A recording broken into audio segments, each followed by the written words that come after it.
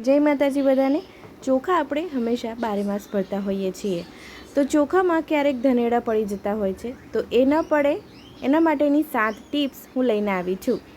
ગૃહિણીઓ માટેનો આ best video તમે છેક સુધી જોજો। ઘણી બધી ટિપ્સ તમને સાંભળવા મળશે અને તમે જો આ ટિપ્સને અનુકરણ કરશો તો ઘણો બધો ફાયદો થશે અને તમારા ચોખા આખા વર્ષ માટે સારા રહેશે અને ક્યારેય ધનેડા નહીં પડે। ચોખામાં વારંવાર ધનેડા પડે છે તો અજમાવો આ 7 ટિપ્સ। કાયમની પરેશાનીમાંથી મળશે છુટકારો।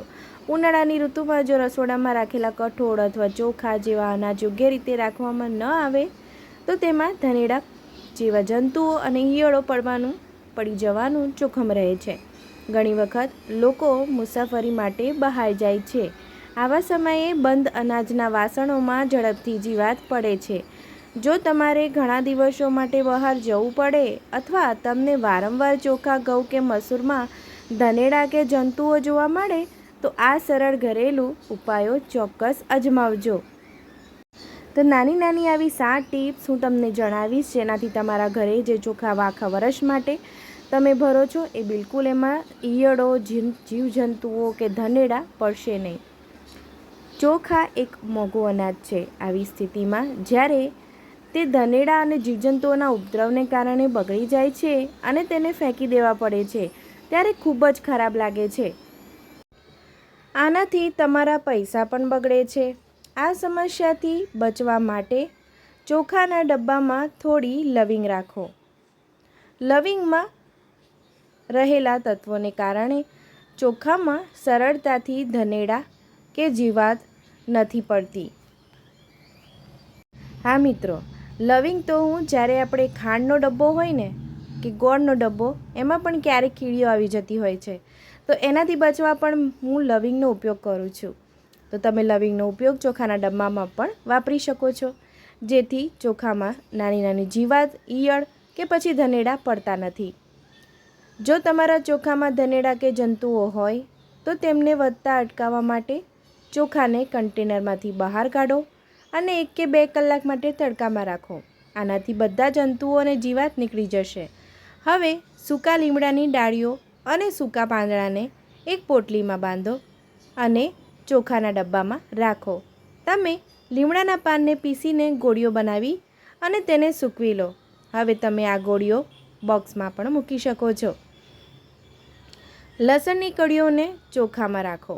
હા મિત્રો, તો આગળ જે 2 ટિપ્સ જોઈ એવી હવે આપણે ત્રીજી ટિપ્સ જોઈશું, પરંતુ એક વાતનું ધ્યાન રાખવું કે લસણ ફોલીને ન મૂકવું, નહીં તો ભેજને કારણે ચોખા બગડી શકે છે।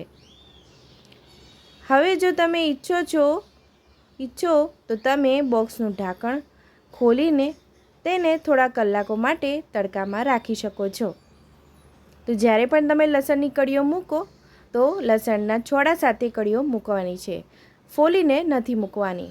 ફોલીને મૂકશો તો ભેજને કારણે ચોખા જલ્દી બગડી જશે। આના કારણે લસણની ગંધને કારણે બધા જંતુઓ બહાર નીકળી જશે। હળદર પાવડર નાખવાથી કોઈ પણ અનાજમાં ધનેડા અને કીડાનો ઉપદ્રવ પણ અટકે છે।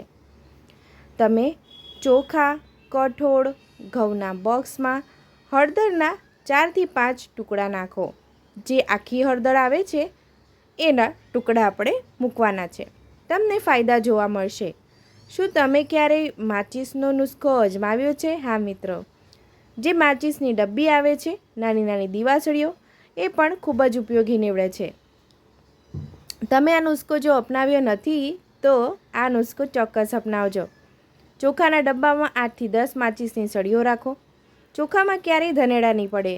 જો માચિસની સળીઓ તમારે છૂટી ન રાખવી હોય તો તમે એનું તોરણ બનાવીને પણ મૂકી શકો છો, જેથી જ્યારે પણ તમારે સળીઓ બહાર કાઢવી હોય, દીવાસળીને બહાર કાઢવા માટેનો રસ્તો આસાન થઈ જાય છે। તમે તોરણની દોરી ખેંચી લો, જેથી ડબ્બામાંથી આસાનીથી દીવાસળીની સળીઓ દૂર કરી શકાય છે। ચોખાના ડબ્બામાં થોડા સૂકા આખા લાલ મરચાં રાખો। લાલ મરચાંના તીખા સ્વાદ અને ગંધને કારણે જીવાત અને જંતુઓ સરળતાથી નથી આવતા। જો તમે કોઈપણ અનાજના ડબ્બામાં લાલ મરચું રાખશો તો ઘણું ફાયદાકારક રહે છે। આને કારણે સફેદ જંતુઓ અને લાલ જંતુઓ ક્યારેય ચોખા, ઘઉં, કઠોળ વગેરે અનાજનો નાશ કરશે નહીં અને ખાઈ જશે અને તેમને પોલા બનાવશે નહીં। મિત્રો, તમને મારો વિડીયો ગમ્યો જો તમને ગમ્યું હોય તો લાઇક શેર અને સબસ્ક્રાઈબ કરજો. તમારા મિત્રો સુધી પણ આ વિડીયો પહોંચાડશો, જેથી એમને પણ ઘણી બધી માહિતી મળે. મારો વિડીયો છેક સુધી જોવા બદલ તમારો ખૂબ ખૂબ આભાર.